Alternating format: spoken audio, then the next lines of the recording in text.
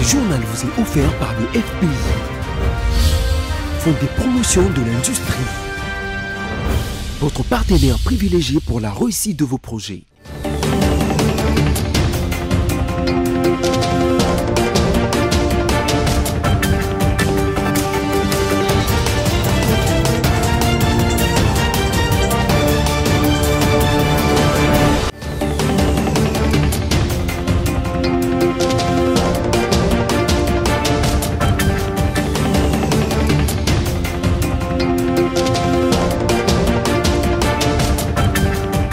Session d'information sur BC Télévision. Madame, Monsieur, bonsoir et merci de nous choisir. Voici le sommaire de votre journal.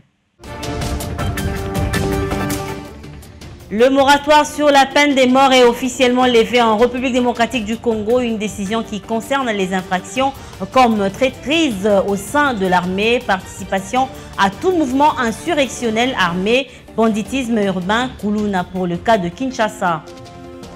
Les fonctionnaires seront payés d'ici là. C'est la décision prise par Jean-Pierre Liaou, vice-premier ministre et ministre en charge de la fonction publique au cours d'une réunion qu'il a lui-même présidée.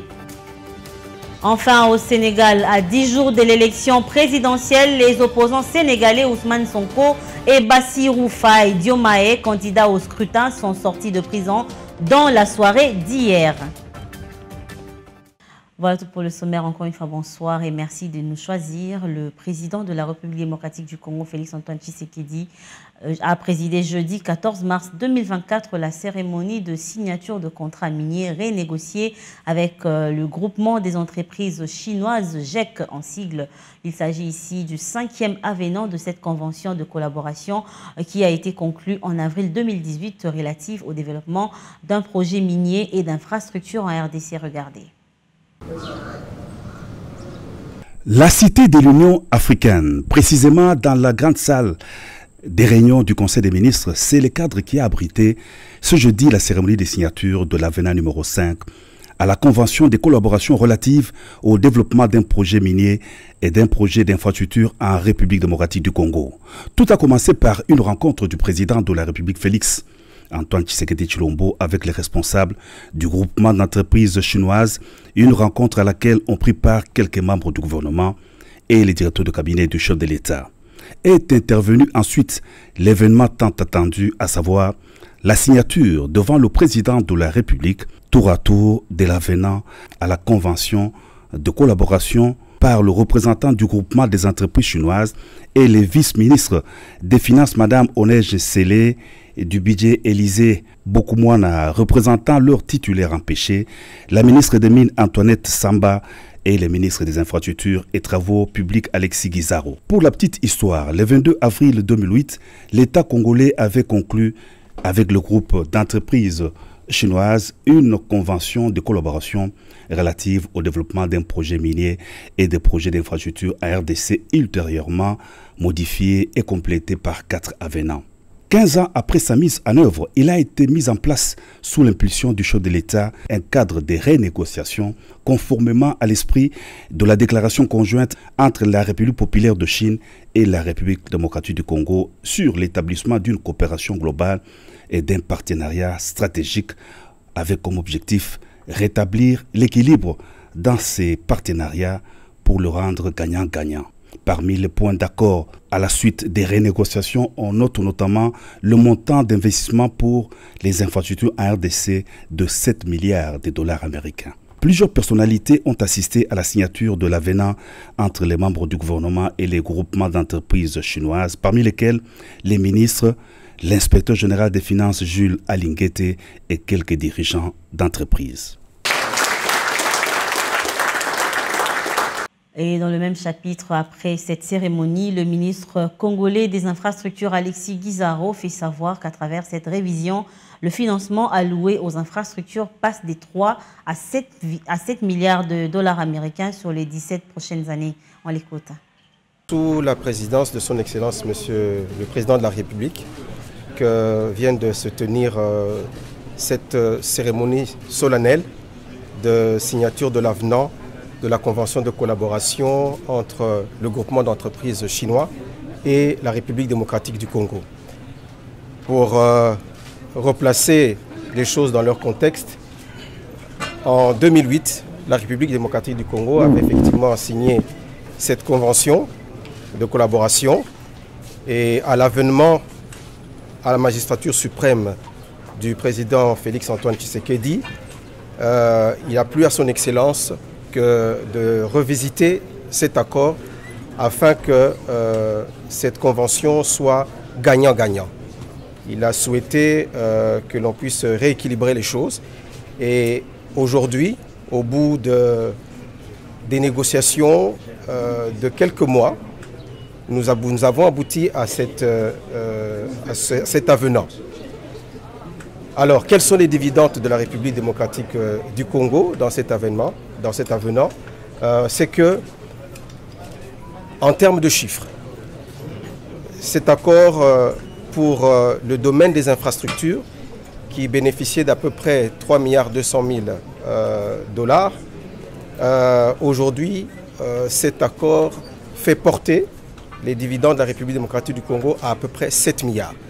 Je voudrais, en termes de chiffres, vous dire que cela représente à peu près la construction de plus ou moins 5000 km de routes qui vont s'ajouter dans notre espace national. Ça, c'est une première dividende. La deuxième dividende, c'est une dividende économique. Nous allons effectivement, pour la partie économique, obtenir des apports financiers, des contributions financières en termes de dividendes d'impôts. En ce qui nous concerne, parce que c'était le principal objectif qu'on recherchait, c'était les infrastructures. Et de l'autre côté, le vice-premier ministre de la fonction publique Jean-Pierre Liaou a convoqué le jeudi 14 mars dernier le comité de suivi de la paye des agents et fonctionnaires de l'État autour de la situation de la paye du mois de février et celle du mois de mars. Suivez. Soucié du retard constaté dans les paiements des fonctionnaires du mois de février 2024, les patrons de la fonction publique, Jean-Pierre Liaou a donné des instructions pour l'accélération de la paye des fonctionnaires de l'État, qui, actuellement, selon lui, est déjà à 85% des décaissements. C'était lors d'une réunion qu'il a présidée avec la participation de la direction de l'intersyndicale nationale de l'administration publique, INAP, ainsi que les membres du comité de suivi de la paye de fonctionnaires. Présents à cette réunion, les présidents de l'INAP a, après avoir écouté les VPM, appelé les fonctionnaires au calme. Nous remercions les VPM pour cette disponibilité. On a échangé. Le salaire du mois de février est derrière nous. Le VPM a donné 48 heures et à l'ODG et à la direction de la paye pour qu'on vide cette question. Et tous les animateurs des différentes directions ont pris l'engagement que dans 48 heures, il n'y aura pas un seul fonctionnaire qui ne sera pas payé sur toute l'étendue de la République. C'est l'engagement que le gouvernement vient de prendre. Concernant la paye du mois de mars en cours, ayant reçu les directives du vice-premier ministre, ministre de la fonction publique Jean-Pierre Liaou, toutes les dispositions nécessaires sont prises pour garantir dans les délais les paiements du salaire de ces mois de mars. Et puis on va prendre cette information en bref, mais avec images. Suspendu depuis novembre 2023, le procès Boukangalonjo qui implique l'ancien Premier ministre Augustin Matata Ponyo, l'homme d'affaires sud-africain Christo Grobler et l'ancien gouverneur de la Banque centrale Deo Gracias Mutombo était normalement prévu pour le 18 mars 2024 et renvoyé jusqu'au 18 avril de la même année. C'est dans une ordonnance de renvoi rendue jeudi par la Cour constitutionnelle que cette décision a été rendue publique. Selon la plus haute juridiction du pays, ce renvoi est un cas de force majeure étant donné qu'elle a la charge d'examiner la conformité à la Constitution des règlements intérieurs des assemblées provinciales dans un délai contraignant. Pour rappel, ce procès était suspendu dans le but de permettre à Matata Ponyo, alors candidat à la présidentielle et aux législatives nationales, de faire librement sa campagne. Retenez alors que ces trois accusés sont poursuivis pour détournement des fonds de plus de 115 millions de dollars et tant d'autres griefs. Et dans un autre chapitre, Béli Moutombo, secrétaire général du parti politique Alliance pour le changement, parti cher à Jean-Marc Kabound, a affirmé que depuis près de 8 mois de la condamnation de Kabound, la justice congolaise ne l'a toujours pas notifié de l'arrêt de la Cour de cassation. Selon lui, les démarches sont en cours pour que cette situation soit repérée au plus vite possible. Il est au téléphone de Roger Matadi. Je confirme et affirme que ça fait 8 mois bientôt depuis que le président Jean-Marc Kabound, président national de l'Alliance pour le changement, a été condamné par une condamnation unique dont la notification n'existe dans aucun greffe à la Cour de cassation. Et c'est par la voie des ondes tout récemment, suite à la pression que nous mettons sur l'administration judiciaire, que le procureur dira que cette notification existerait. Mais là, ce n'était qu'un canular de plus de la part de cette administration de la justice pour essayer d'endormir l'opinion publique. Et par ma voix, qui suit la bouche officielle du parti, j'affirme et confirme que la notification condamnant le président Jean-Marc Kabound n'existait dans aucun greffe de la Cour de cassation. Et on a eu à introduire des recours qui n'ont pas obtenu de suite. Et là, nous continuons à mettre de la pression pour que cette situation soit réparée le plus tôt possible. Et je vous disais en titre que le gouvernement congolais vient d'officialiser la levée du moratoire sur la peine des morts pour les militaires. Une décision qui s'inscrit dans l'objectif de débarrasser l'armée de notre pays de traîtres d'une part et d'endiguer la recrudescence d'actes de terrorisme et de banditisme urbain entraînant mort d'hommes d'autre part. Interrogés par nos reporters ce matin, les Kinois donnent leurs avis sur cette décision. Les uns saluent, par contre les autres disent non. On les écoute. Ensuite, il y a la politique en Boka Nabiso et Malamute. Puisque les victimes, les petits peuples, souvent accusés comme condamnés à mort. Et ça bien été. Pour tous la justice Nabiso, tous en a des fongola. Hein? Moko ikangaka, moko ifongolaka. Pour nanga naza konta, pe naza sir que non, ba congolais pe baza konta. Pour nanin, vraiment to komi kolemba.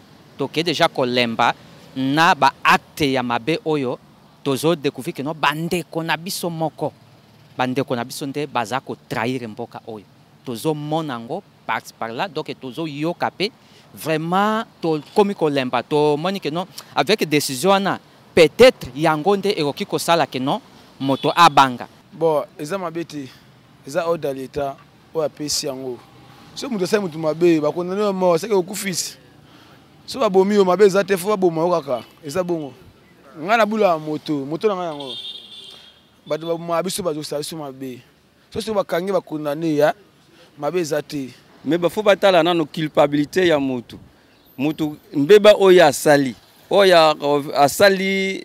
mbeba oya makasi oya sengeli ke pesi mboka passe alors ceux qui va condamner ya à mort ce n'est pas un problème parce qu'il a subi eloko oya salaki tel que tozu ba exemple ba kuluna ya kati moninga liboko bo eba okangaye soki ba lobi ke yepe ba kata liboko population to ba toto ba famille na ye ba ye ko loba lisusu o asalaki mais o arbomaki wana azape mutu lokola ya azana makila. Et en santé, la République démocratique du Congo et la France ont signé un accord. 6 zones de santé de la périphérie de Kinshasa bénéficieront des laboratoires équipés, mais surtout normés. La feuille de route de cet accord a été signée en novembre 2019 entre les gouvernements de ces deux pays dans le but d'appuyer le système de laboratoire de Kinshasa. Reportage. Les activités du projet Labokin ont été lancées par le vice-ministre de la Santé, Serge Emmanuel Olen, à Kinshasa. Dans son discours, le docteur Olen a fait savoir que ces 10 projets visent tout d'abord à remédier aux principales lacunes identifiées dans les laboratoires de biologie médicale et des dispositifs de surveillance épidémiologique au niveau de zones de santé périphériques de Kinshasa qui jouent un rôle crucial. mais aussi renforcer les capacités de la direction de laboratoires de santé et renforcer en outre les filières de formation en maintenance des équipes biomédicaux. Car dans les prochains jours, 6 zones de santé de la capitale vont bénéficier de laboratoires équipés et normés grâce à un accord signé entre la République démocratique du Congo et la France dans l'objectif justement d'appuyer les systèmes de laboratoires de Kinshasa. Et puis le directeur général de l'autorité des régulations de la sous-traitance dans le secteur privé, Miguel Cachal Katambe, et le ministre de la Communication et Médias, Patrick Mouyaya, ont co-animé le jeudi dernier au studio Mamanguebi de la RTNC un briefing presse autour de l'accompagnement des entreprises congolaises au grand marché de sous-traitance en République démocratique du Congo. Miguel Cachal, dans son mot introductif, est revenu sur le contrôle effectué par l'ARSP afin de pouvoir donner des opportunités aux entreprises à capitaux majoritairement congolais. On l'écoute dans cet extrait choisi par Roger Matadi. L'année passée, nous étions ici où nous avions plutôt annoncé quelques avancées, entre autres le contrôle qui a été mis en œuvre afin de pouvoir donner des opportunités aux entreprises à capitaux majoritairement congolais qui jusque-là étaient victimes, comme je peux dire, de plusieurs circuits d'appel d'offres qui étaient hermétiquement fermés. Et c'est d'ailleurs la raison de ces contrôles pour que les entreprises à capitaux majoritairement congolais, je vais bien préciser, la loi sur la sous-traitance n'exclut pas les expatriés. Ils sont aussi éligibles, mais à condition de s'associer aux Congolais à raison de 51% des parts sociales pour les nationaux et 49% pour les expatriés. Donc, ils sont éligibles et ça doit être des partenariats gagnant-gagnant.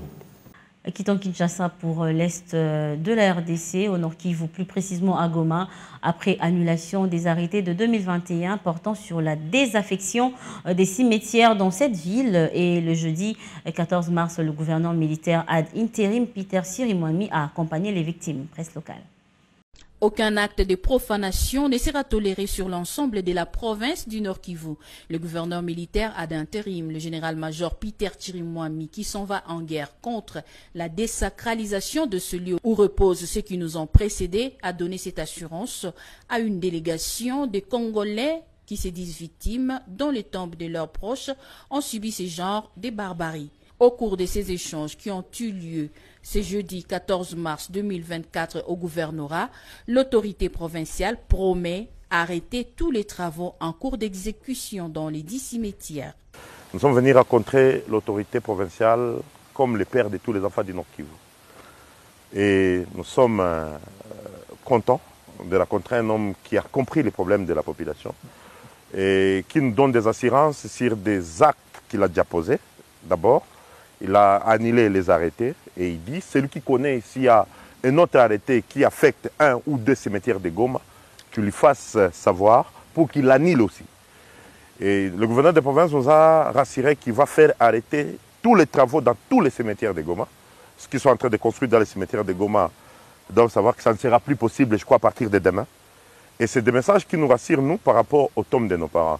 Mais en ce qui concerne d'autres démarches, qui sont des démarches judiciaires, qui vont être entreprises par le gouvernorat, la province elle-même, mais aussi nous, les familles de victimes, ça demandera un temps. Donc le gouverneur nous a demandé un temps de faire des actions judiciaires pour pouvoir permettre à ce que les cimetières de nos parents soient en sécurité, sécurisés pour le plus longtemps possible. Vous l'avez sans doute remarqué, depuis jeudi matin, des interruptions prolongées de la connexion Internet ont affecté une douzaine de pays africains. Ces pannes seraient dues à des câbles sous-marins défectueux d'après les opérateurs du continent. Plus de détails dans cet élément que je vous propose de suivre.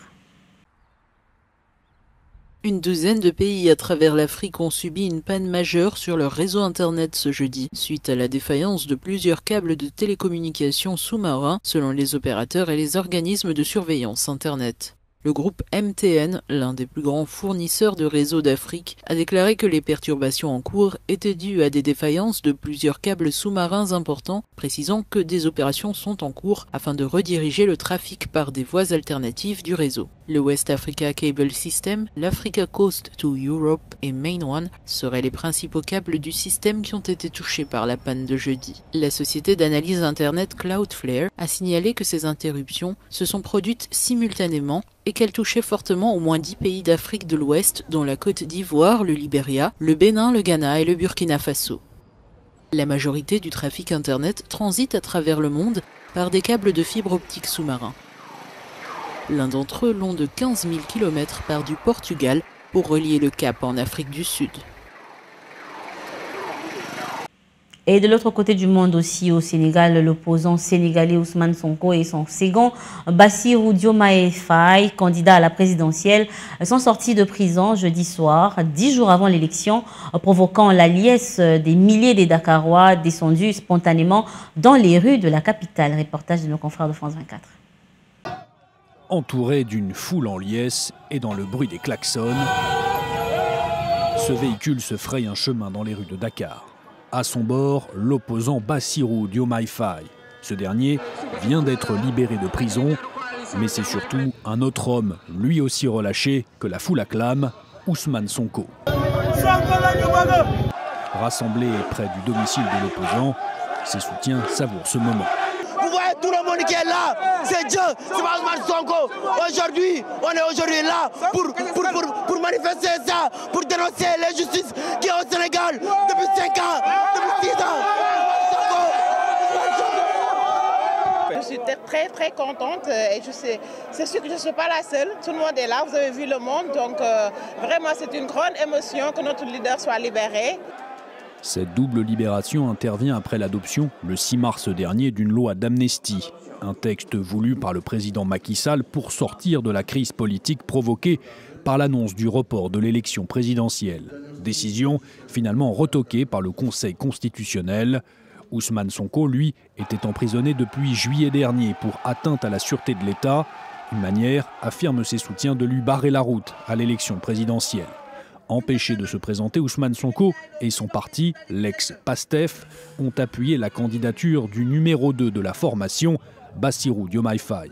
Ce dernier, désormais libre de concourir, se présente comme l'un des favoris du scrutin face au parti du président Macky Sall.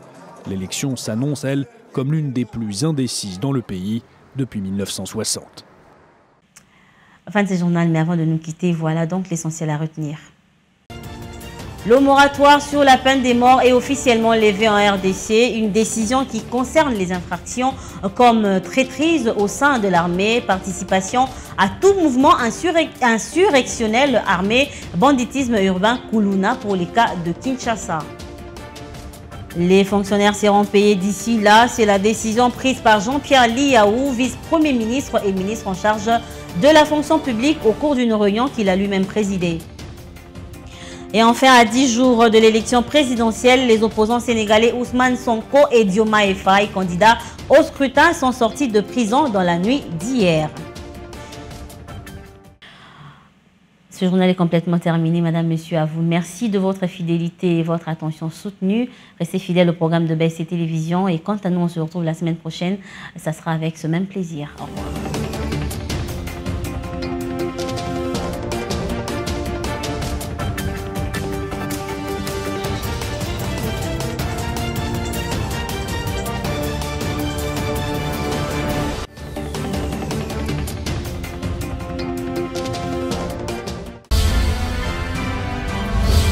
Ce journal vous a été offert par le FPI, Fonds des promotions de l'industrie, votre partenaire privilégié pour la réussite de vos projets.